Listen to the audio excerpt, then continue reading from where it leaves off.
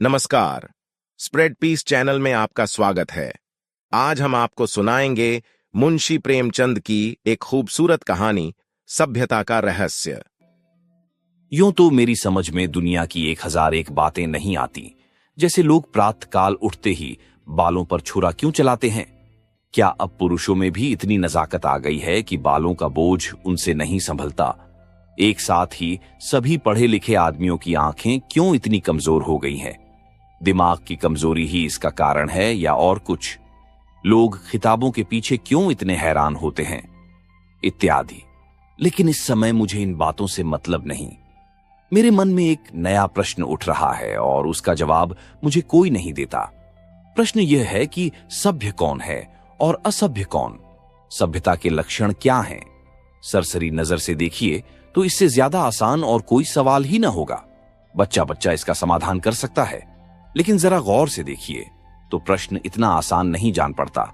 अगर कोट पतलून पहनना, टाई हैट कॉलर लगाना, मेज पर बैठकर खाना खाना, दिन में 13 बार कोको या चाय पीना और सिगार पीते हुए चलना सभ्यता है, तो उन गोरों को भी सभ्य कहना पड़ेगा जो सड़क पर बैठकर शाम को कभी कभी टहलते नजर आते हैं।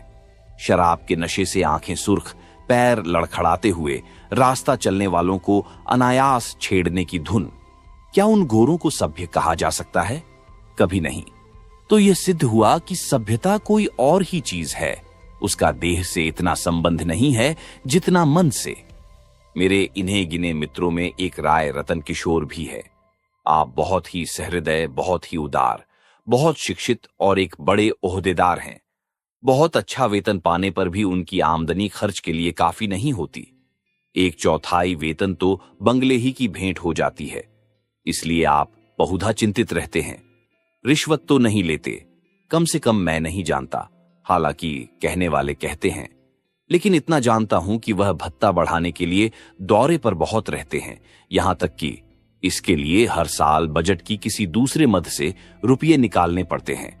उनके अफसर कहते हैं, इतने दौरे क्यों करते हो? तो जवाब देते हैं, इस जिले का काम ही ऐसा है कि जब तक खूब दौरे न किए जाए रियाया शांत नहीं रह सकती।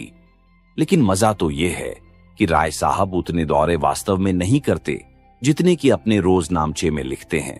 उनके पड़ाव शहर से 50 मील पर होते हैं। खेमे वहां गड़े रहते हैं, कैंप के अमले वहां पड़े रहते हैं और राय साहब घर पर मित्रों के साथ गपशप करते रहते हैं। पर किसी की मजाल है कि राय साहब की नेकनियति पर संदेह कर सके। उनके सभ्य पुरुष होने में किसी को शंका नहीं हो सकती। एक दिन मैं उनसे मिलने गया। उस समय वह अपने घसियारे दमड़ी को डांट रहे थे। दमड़ी रात दिन का नौकर था, लेकिन घर रोटी खाने जाया करता था। उसका घर थोड़ी ही दूर पर एक गांव में था। कल रात को किसी कारण से यहां न आ सका, इसलिए डांट पड़ रही थी। राय साहब, जब हम तुम्हें रात दिन के लिए रखे हुए हैं तो तुम घर पर क्यों रहे? कल के पैसे कट जाएंगे। दमड़ी, हुजूर, एक मेहमान आ गए थे, इसी से ना आ सका। राय साहब, तो कल के पैसे उसी मेहमान से लो। दमड़ी, सरकार, अब कभी ऐसी खता न होगी। राय साहब, बक बक मत करो। दमड़ी, हुजूर। राय साहब, 2 रुपये जुर्माना। दमड़ी रोता चला गया। रोजा बख्शाने आया था, नमाज गले पड़ गई। 2 रुपये जुर्माना ठुक गया। खता यही थी कि बेचारा कसूर माफ कराना चाहता था। यह एक रात को गैर हाजिर होने की सजा थी। बेचारा दिन भर का काम कर चुका था, रात को यहां सोया न था, उसका दंड। और घर बैठे भत्ते उड़ाने वाले को कोई नहीं पूछता, कोई दंड नहीं देता। दंड तो मिले और ऐसा मिले कि जिंदगी भर याद रहे, पर पकड़ना तो मुश्किल है। दमड़ी भी अगर होशियार होता तो जरा रात रहे आकर कोठरी में सो जाता, फिर किसे खबर होती कि वह रात को कहां रहा। पर गरीब इतना छंट न था। दमड़ी के पास कुल 6 बिस्वे जमीन थी, पर इतने ही प्राणियों का खर्च भी था। उसके 2 लड़के, 2 लड़कियां और स्त्री सब खेती में लगे रहते थे, फिर भी पेट की रोटियां नहीं मयस्सर होती थीं। इतनी जमीन क्या सोना उगल देती? अगर सबके सब घर से निकल मजदूरी करने लगते तो आराम से रह सकते थे, लेकिन मौरूसी किसान मजदूर कहलाने का अपमान न सह सकता था। इस बदनामी से बचने के लिए 2 बैल बांध रखे थे। उसके वेतन का बड़ा भाग बैलों के दाने चारे ही में उड़ जाता था।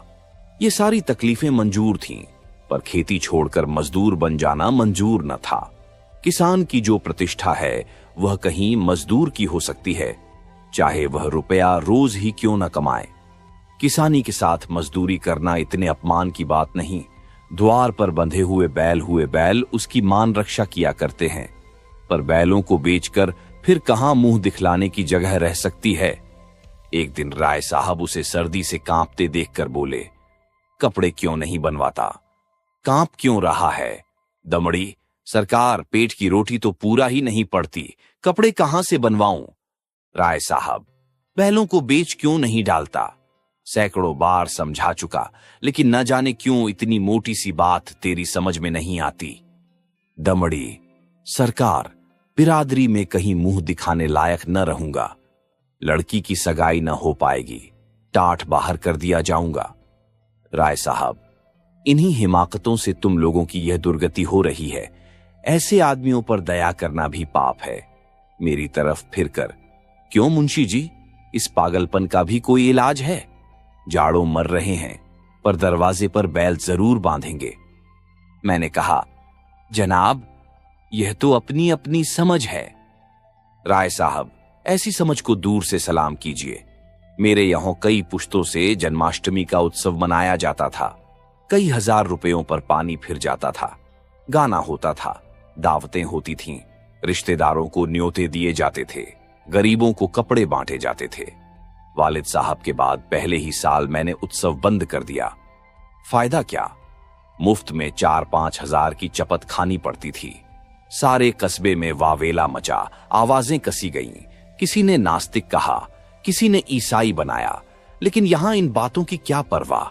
आखिर थोड़े ही दिनों में सारा कोलाहल शांत हो गया। अजी, बड़ी दिल लगी थी। कस्बे में किसी के यहां शादी हो, लकड़ी मुझसे ले।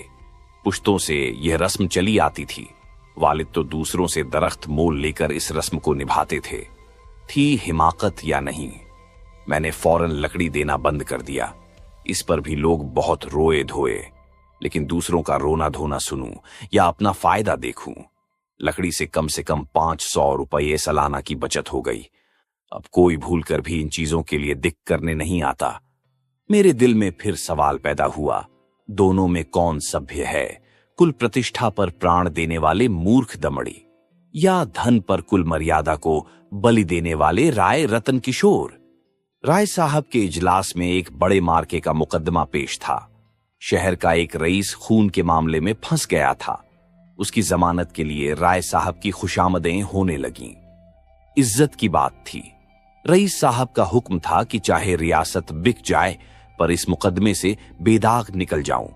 डालियों लगाई गईं, सिफारिशें पहुंचाई गईं, पर राय साहब पर कोई असर न हुआ। रईस के आदमियों को प्रत्यक्ष रूप से रिश्वत की चर्चा करने की हिम्मत न पड़ती थी। आखिर जब कोई बस न चला तो रईस की स्त्री से मिलकर सौदा पटाने की ठानी। रात के 10 बजे थे। दोनों महिलाओं में बातें होने लगीं। 20,000 की बातचीत थी। राय साहब की पत्नी तो इतनी खुश हुई कि उसी वक्त राय साहब के पास दौड़ी हुई आई और कहने लगी, ले लो, ले लो। राय साहब ने कहा, इतनी बेसब्र न हो। वह तुम्हें अपने दिल में क्या समझेंगी? कुछ अपनी इज्जत का भी ख्याल है या नहीं? माना कि रकम बड़ी है और इससे मैं एक बार की तुम्हारी आए दिन की फरमाइशों से मुक्त हो जाऊंगा, लेकिन एक सिविलियन की इज्जत भी तो कोई मामूली चीज नहीं है। तुम्हें पहले बिगड़कर कहना चाहिए था कि मुझसे ऐसी बेदूदी बातचीत करनी हो तो यहां से चली जाओ। मैं अपने कानों से नहीं सुनना चाहती। स्त्री, ये तो मैंने पहले ही किया। बिगड़कर खूब खरी खोटी सुनाई। क्या इतना भी नहीं जानती? बेचारी मेरे पैरों पर सर रखकर रोने लगी। राय साहब, यह कहां था कि राय साहब से कहूंगी तो मुझे कच्चा ही चबा जाएंगे। यह कहते हुए राय साहब ने गदगद होकर पत्नी को गले लगा लिया। स्त्री, अजी, मैं न जाने ऐसी कितनी ही बातें कह चुकी, लेकिन किसी तरह टाले नहीं टलती। रो रो कर जान दे रही है। राय साहब, उससे वादा तो नहीं कर लिया? स्त्री, वादा? मैं रुपए लेकर संदूक में रखाई। नोट थे, राय साहब, कितनी जबरदस्त अहमक हो, न मालूम ईश्वर तुम्हें कभी समझ भी देगा या नहीं। स्त्री, अब क्या देगा? देना होता तो दे न दी होती। राय साहब, हां, मालूम तो ऐसा ही होता है। मुझसे कहां तक नहीं और रुपये लेकर संदूक में दाखिल कर लिए। अगर किसी तरह बात खुल जाए तो कहीं का न रहूं। स्त्री, तो भाई सोच लो, अगर कुछ गड़बड़ हो तो मैं जाकर रुपये लौटा दूं। राय साहब, फिर वही हिमाकत। अरे, अब तो जो कुछ होना था हो चुका। ईश्वर पर भरोसा करके जमानत लेनी पड़ेगी, लेकिन तुम्हारी हिमाकत में शक नहीं। जानती हो, ये सांप के मुंह में उंगली डालना है। यह भी जानती हो कि मुझे ऐसी बातों से कितनी नफरत है, फिर भी बेसब्र हो जाती हो। अब की बार तुम्हारी हिमाकत से मेरा व्रत टूट रहा है। मैंने दिल में ठान लिया था कि अब इस मामले में हाथ न डालूंगा, लेकिन तुम्हारी हिमाकत के मारे जब मेरी कुछ चलने भी पाए। स्त्री, मैं जाकर लौट आए देती हूं। राय साहब, और मैं जाकर जहर खाए लेता हूं। इधर तो स्त्री पुरुष में यह अभिनय हो रहा था, उधर दमड़ी उसी वक्त अपने गांव के मुखिया के खेत से ज्वार काट रहा था। आज वह रात भर की छुट्टी लेकर घर गया था। बैलों के लिए चारे का एक तिनका भी नहीं है। अभी वेतन मिलने में कई दिन की देर थी, मोल ले न सकता था। घर वालों ने दिन को कुछ घास छीलकर खिलाई तो थी, लेकिन ऊंट के मुंह में जीरा, उतनी घास से क्या हो सकता था। दोनों बैल भूखे खड़े थे। दमड़ी को देखते ही दोनों पूंछें खड़ी करके हुंकारने लगे। जब वह पास गया तो दोनों उसकी हथेलियां चाटने लगे। बेचारा दमड़ी मन महसूस कर रह गया। सोचा, इस वक्त तो कुछ हो नहीं सकता, सवेरे किसी से कुछ उधार लेकर चारा लाऊंगा।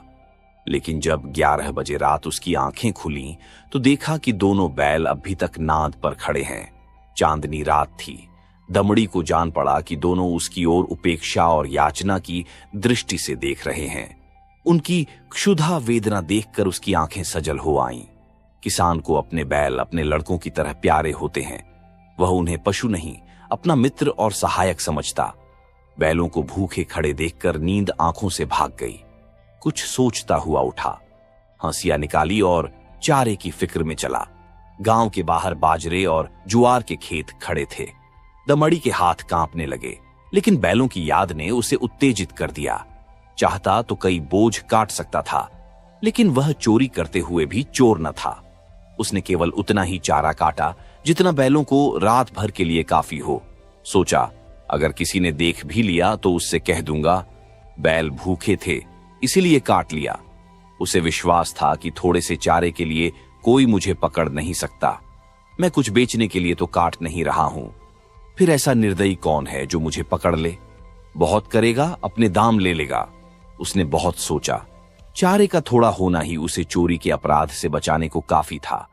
चोर उतना काटता जितना उससे उठ सकता।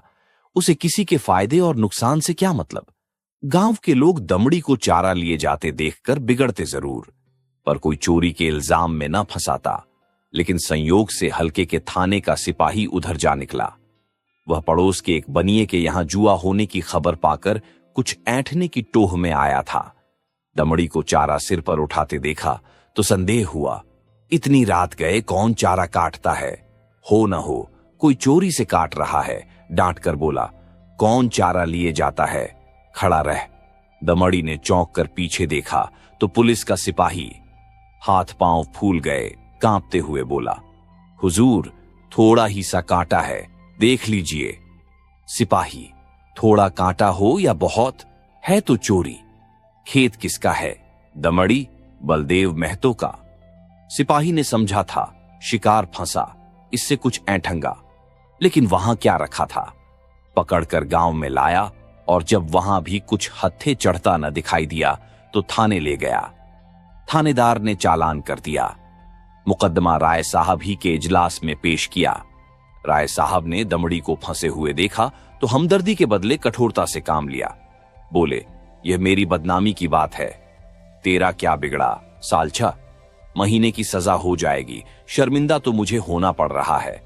लोग यही तो कहते होंगे कि राय साहब के आदमी ऐसे बदमाश और चोर हैं। तू मेरा नौकर ना होता तो मैं हल्की सजा देता, लेकिन तू मेरा नौकर है, इसीलिए कड़ी से कड़ी सजा दूंगा। मैं यह नहीं सुन सकता कि राय साहब ने अपने नौकर के साथ रियायत की। यह कहकर राय साहब ने दमड़ी को 6 महीने की सख्त कैद का हुक्म सुना दिया।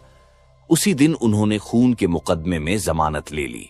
मैंने दोनों वृत्तांत सुने और मेरे दिल में यह ख्याल और भी पक्का हो गया कि सभ्यता केवल हुनर के साथ ऐब करने का नाम है। आप बुरे से बुरा काम करें, लेकिन अगर आप उस पर पर्दा डाल सकते हैं तो आप सभ्य हैं, सज्जन हैं, जेंटलमैन हैं। अगर आप में यह सिफत नहीं तो आप असभ्य हैं, गंवार हैं, बदमाश हैं। यह सभ्यता का रहस्य है। आप सुन रहे थे मुंशी प्रेमचंद की रोचक कहानी सभ्यता का रहस्य।